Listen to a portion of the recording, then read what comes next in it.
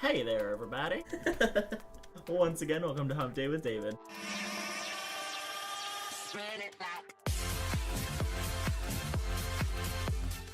So, okay, I need to talk about this really quick because, like, I'm pretty sure I'm the only person on this channel who actually watches Game of Thrones regularly, and, there was some shit. So let's discuss really quick. So in this video, I want to go over my favorite moments from the Season 7 finale of Game of Thrones. People dying, dragons, and shit, yes. So first, I do want to point out that a lot did happen this episode, although the episode in totality did feel very lackluster to me because it wasn't, like, very action-packed. Although at the same time, a lot of, like, story-wise type stuff did happen. Here we go. So the first moment that I wanted to bring up was when Cersei and her party, and then Dany and her party with Jon and Jorah and everybody was meeting up. Dany, of course, showed up fashionably late, of course, with a grand entrance, which we already knew. She's not with you? No. She'll be here soon with her dragons. Yes. Also, about that too, is that you guys have to realize this is the first time that a lot of these characters are seeing a real dragon for the first time, and this bitch just comes in just riding it. Oh my god. Giant ass fearsome beast, right? And then there's this little white girl on top of it. So she made quite the impression, I'll tell you what. Another moment from this same scene though was when the white actually busted out of the box and started running at Cersei. Just the look on her face of like pure fear and terror.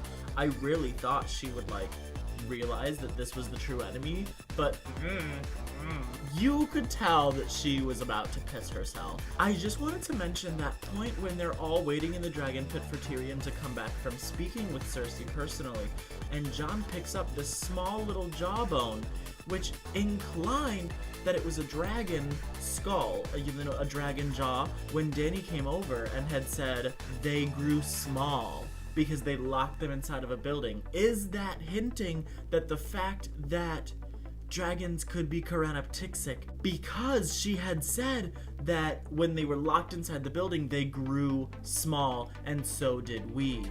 The dragons that they put in there originally were adult, full-size dragons, when the skull that Jon had picked up was like this big. So could she be hinting at the fact that dragons could be Karanaptixic? Definition will be down here. I'm wondering if that's the truth or not, because I bet you it is, and I bet you it will come into play sometime in Season 8. I bet you. That moment in the very same scene when Jon had said, "Who told you that you can't have kids?" to Daenerys, and basically saying, "Bitch, we're gonna try anyway." Hinting at a Jon and Dany baby. Oh my gosh. Even though they're totally related, which I'll get to later in the video. Probably my favorite moment in the entire episode had to have been when Sansa called Arya, LOL. When Sansa had called Arya into the Great Hall, and Baelish was standing there against the wall, Littlefinger. She had said, "You're accused of murder and treason and blah blah blah. How do you plead to these charges, Lord Baelish?" I was like, yes, bitch. He has been plotting against the Starks for 7 seasons now. Literally every problem that their family has gone through was because of Littlefinger. Now, did he come to their rescue in the Battle of the Bastards? Yes. Was he just doing that to his own benefit? Yes. Because he wanted to get all up in Sansa's drawers? Yes. Now, she has seen right through his ass. It was just such like a moment of clarity when you saw Arya walking over to the side because he had taken front and center, you know, he was obviously the accused, and then he was all like, "I am Lord Commander of the Vale. I command you to take me back to the Eyrie at once, rah." And the guy was like, "I think not. No, fuck that. It's your time to die, dude. Sorry about it. You need to go down." So that's what they did. It was quite the turnaround. And oh my gosh, Arya with that quick whoosh, done. He was done. But she didn't make it quick and painless, did you realize? And she like slowly walked away, sheathed her blade, turned around, and just watched. Like, I did that. Yes, bitch. You remember who done slit your throat. Well, I guess he's not gonna be remembering anything anymore, but you know. Now, in this next moment, I'm wondering, because when we found out that Jon Snow is actually Jon Sand, and he's actually Aegon Targaryen, this is a lot. This is just a lot. Jon and Dany are actually nephew and aunt, respectively. So I'm wondering if we will be seeing a conflict between them, because obviously there's no conflict between them, but what I'm wondering is in season 8 if we will see a conflict between them, because technically Dany believes that she's the heir to the throne, which that's not the case anymore, because now Jon technically has seniority heir to the throne. So are we going to be seeing conflict between the two characters? I'm not sure. We will have to stay tuned and find out. Let's talk about this last scene of the entire episode. I can't even like comprehend. I mean, like, okay, like where do I even start? Okay, so we see Tormund, which is the wildling ginger, and that other guy who has the eye patch, and he prays to the Lord of Light, and he brings people back, and I don't know. We see them standing on top of the wall. So we see the Night King's generals come out of the woods with the whole undead army behind them. Now in this episode at the end, we finally see that he has full control over Viserion. You know what? Can we dub Viserion now as the Night Dragon? Because the Night King, and he's a dragon, and he's undead, and he's kind of with the Night King now, so it's like Night Dragon. Night Dragon TM, okay? Done. The Night Dragon comes flying out, right?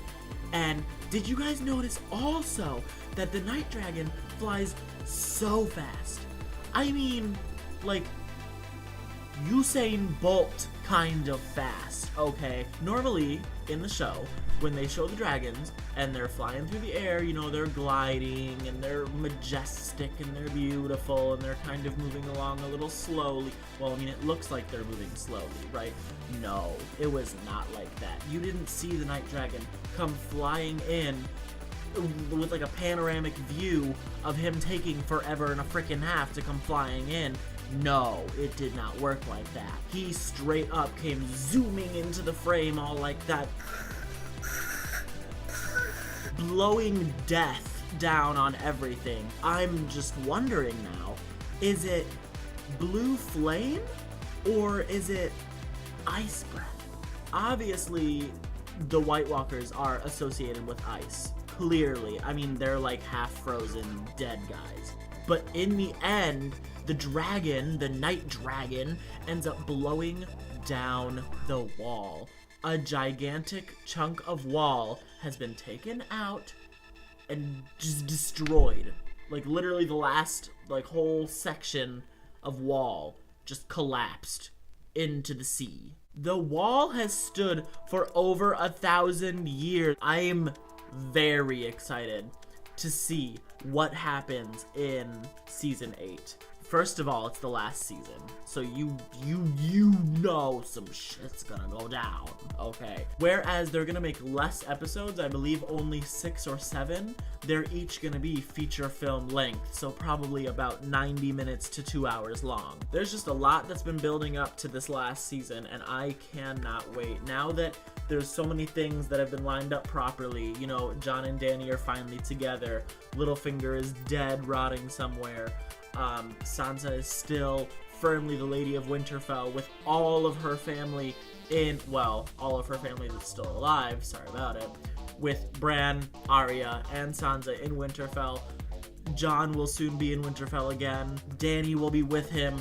The dragons, I am ready. I mean, I am ready. Let's do it. The only thing that I'm not happy about, though, is that we might have to wait until 2019, and oh my god, I can't wait that long. I need it. I need to know. I have to know what happens to everyone. I just need to know. Okay, will Missandei get back together with Grey Worm? Will Grey Worm even survive the onslaught? what will happen with the Night Dragon? I mean, what will happen with Cersei and her baby? Because she kept hinting at a baby, but did you realize that she never actually confirmed and said the words, I'm pregnant? The only people that said either you're pregnant or, oh my god, this baby, were Jaime and Tyrion when he was in there talking to her and he said, you're pregnant, but she never actually said it. Do you realize? So I bet you on any amount of money that bitch is lying to try to gain an upper hand again, because that's just what she does, because she's a conniving little sniveling worm bitch. I don't know, guys. I guess we'll just have to wait and just see together. I cannot wait. There's just so many like theories and like ideas that I have about season 8 that could come true, but I literally, like I said, that could be a whole nother video. So I'm going to cut it off here. If you guys did like the video, don't forget to give it a thumbs up, and don't forget to subscribe also. If you guys agree with anything that I said theory-wise or idea-wise about this video, just let me know down in the comments below. Or if you think that anything that I said is wrong, I am not opposed to contradiction. Put it in the comments below. If you guys also liked a couple of these scenes a lot, or if there were some scenes that I left out that you thought were very, very important, leave them in the comments below. Once again, thank you guys for watching. I hope you enjoyed. Have a good day. Have a good week. Have a good month. Have a good year. Have a good life. See you guys.